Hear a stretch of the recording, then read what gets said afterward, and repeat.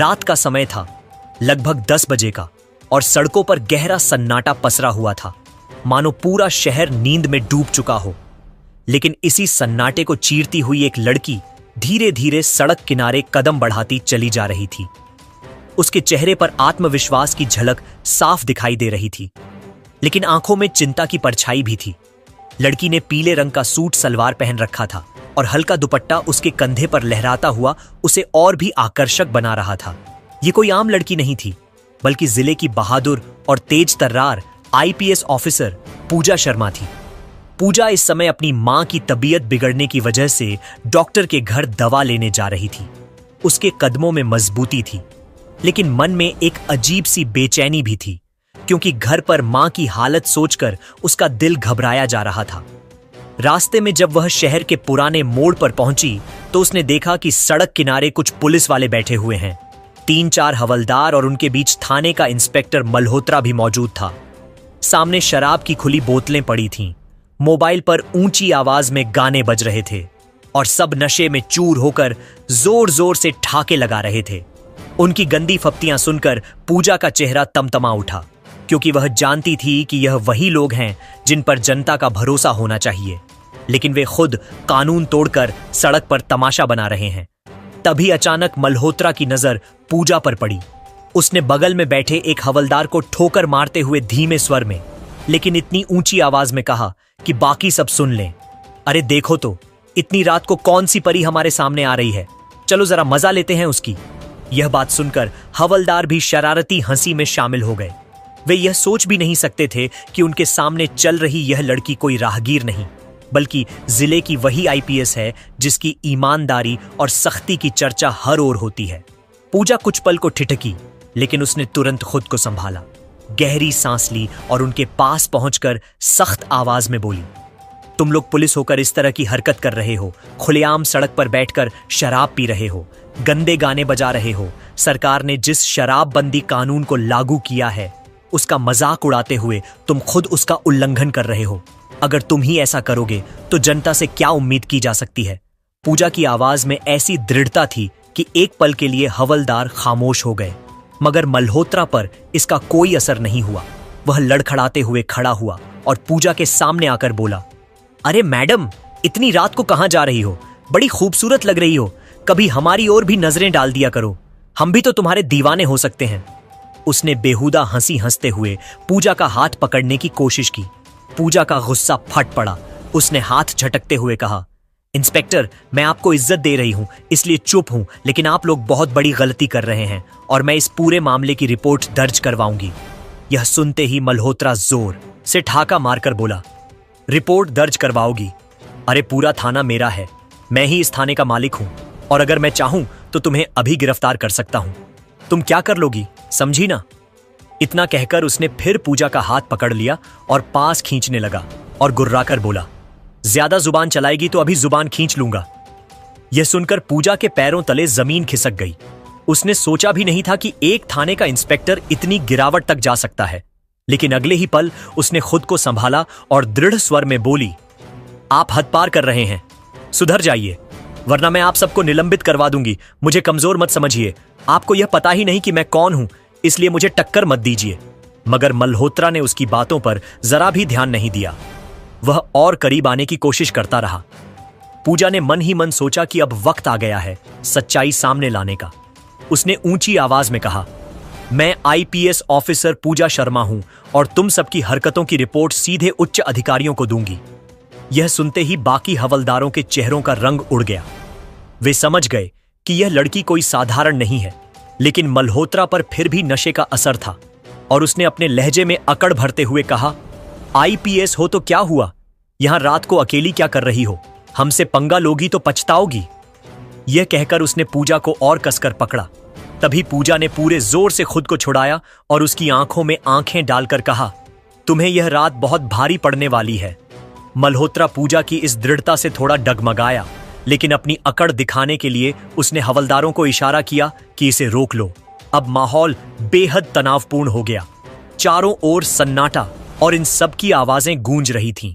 पूजा के सामने अब सवाल यह था कि अकेले वह इन सब का सामना कैसे करेगी। लेकिन उसके भीतर जो साहस था उसने उसे डरने नहीं दिया। उसने निडर होकर कदम आगे बढ़ाया और जेब से अपना मोबाइल निकाला। जैसे ही उसने कैमरे की फ्लैशलाइट ऑन की, वैसे ही हवलदारों के चेहरों पर पसीना आ गया, क्योंकि अब उनकी सारी करतूत रिकॉर्ड हो सकती थी। यह देखकर वे एक दूसरे को घूरने लगे। पूजा ने कहा, अब बोलो, कौन कितना बहादुर है? सरकार और जनता को दिखाऊं तुम्हारी असलियत। तब तक मल्होत्रा गुस्से में आकर उसके हाथ से मोबाइल छीनने की कोशिश करने लगा और वहीं से शुरू हुआ एक रोमांचक टकराव, जिसे देखकर लगता था कि आज की रात कोई बड़ा राज खुले बिना नहीं रहेगी। हमारे इस छोटे से चैनल को सब्सक्राइब करना ना भूले दोस्तों, क्योंकि आपको तो लगता है 1 सेकंड, लेकिन इससे हमारी बहुत बड़ी मदद होती है। रात का वह सन्नाटा अब तनाव से भर चुका था। सड़क किनारे जल रही टिमटिमाती लाइटें भी मानो इस मंजर को और भयावह बना रही थीं। पूजा ने अपना मोबाइल कसकर पकड़ रखा था, क्योंकि यही उसका सबसे बड़ा हथियार था। जैसे ही उसने कैमरा ऑन किया, हवलदारों की सांसें फूलने लगीं।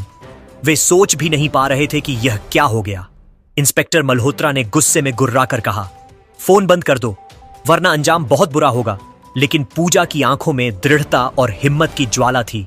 उसने साफ आवाज में कहा, अगर तुम लोगों में जरा भी ईमानदारी बची है तो खुद को संभाल लो, वरना कल सुबह यह वीडियो पूरे जिले में फैलेगा और तुम सबको नौकरी से हाथ धोना पड़ेगा। यह सुनते ही एक हवलदार कांपती आवाज में बोला, सर, अब क्या करेंगे? ये तो सच में आईपीएस मैडम है। लेकिन मल्होत्रा की आंखों में नशे की लालसा और घमंड दोनों चमक रहे थे। उसने जोर से कहा, डरने की जरूरत नहीं है, ये अकेली है और हम सब यहां हैं।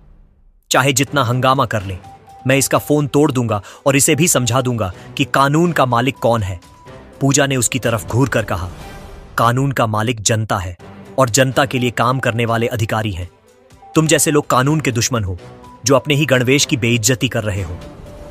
मल्होत्रा उसका हाथ पकड़ने को बढ़ा, लेकिन तभी पूजा ने झटके से उसे पीछे धकेल दिया और ऊंची आवाज में बोली, मुझे मत छुओ, वरना अभी यही से सबूत इकट्ठा करके तुम्हें उसी वर्दी में शर्मिंदा कर दूंगी।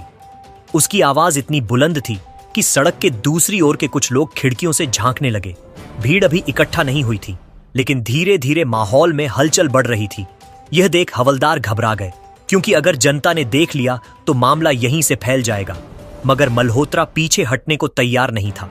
उसने पूजा की ओर इशारा करते हुए हवलदारों से कहा, इसे पकड़ लो और फोन छीन लो।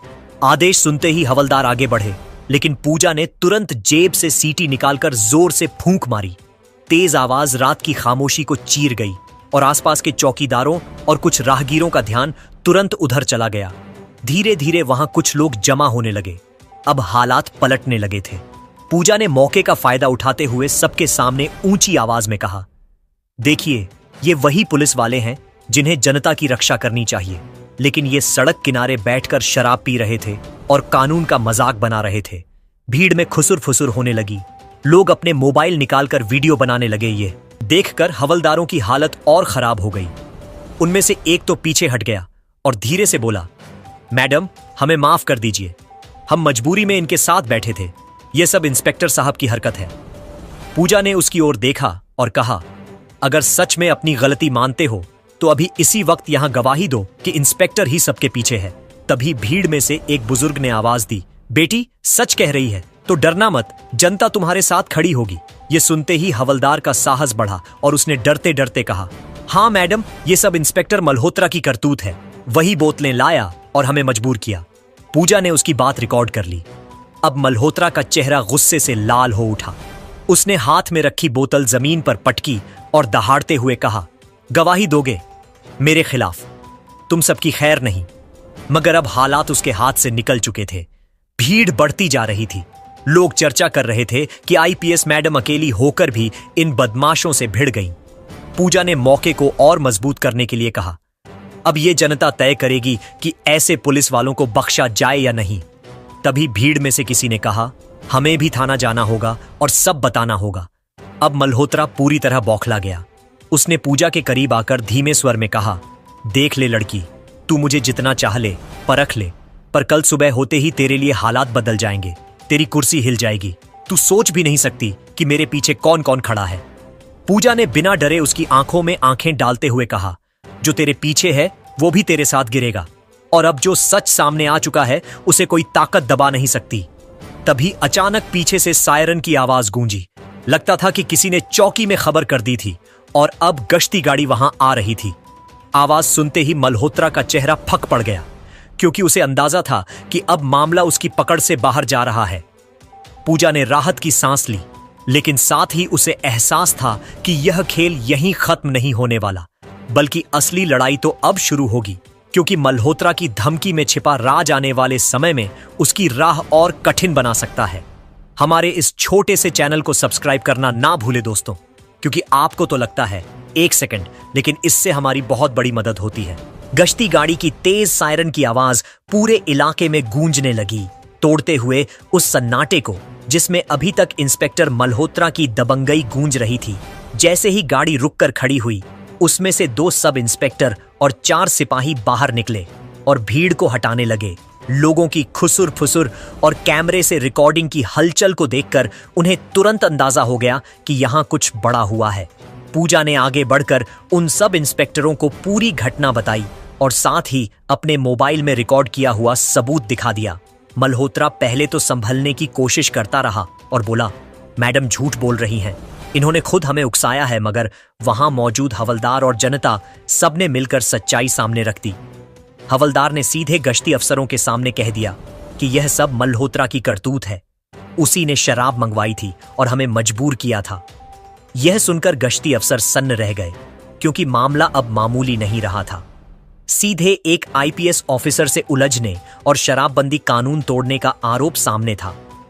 पूजा ने वहीं से उच्च अधिकारियों को कॉल किया और तुरंत निर्देश दिया कि इस पूरे मामले की जांच हो।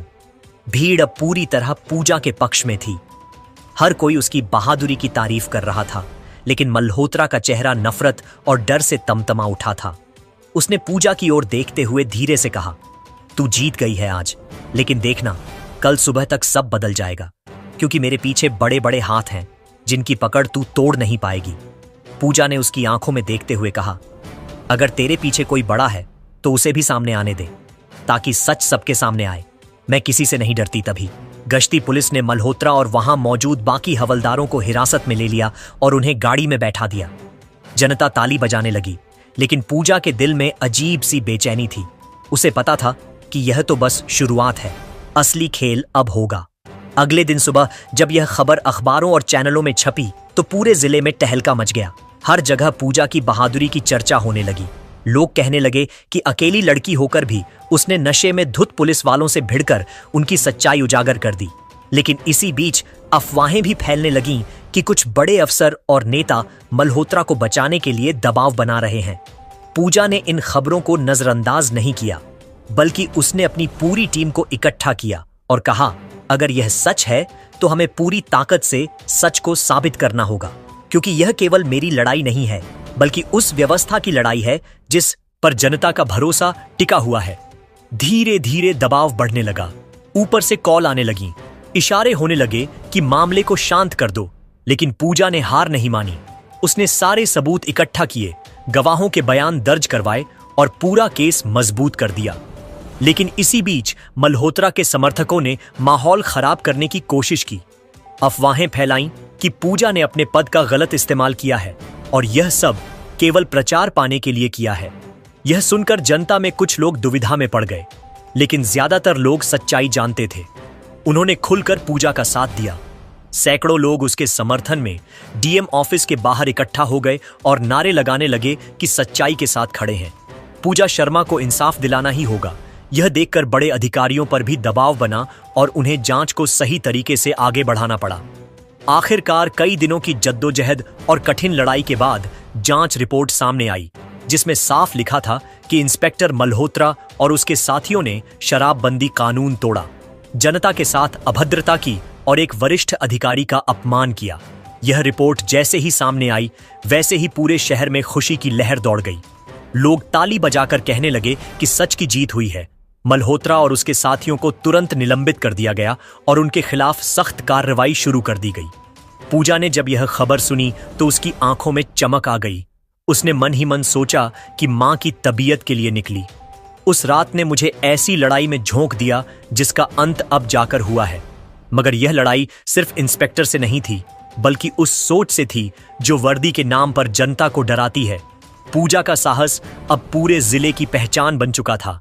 लोग उसे नायक कहने लगे, बच्चों से लेकर बुजुर्ग तक उसकी मिसाल देने लगे। और जब वह घर लौटी तो मां ने उसकी आंखों में देखा और कहा, बेटी, तूने आज सचमुच इस वर्दी की इज्जत बचा ली।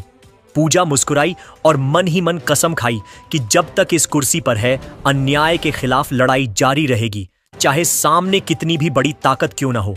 हमारे इस छोटे से चैनल को सब्सक्राइब करना ना भूले दोस्तों, क्योंकि आपको तो लगता है 1 सेकंड, लेकिन इससे हमारी बहुत बड़ी मदद होती है।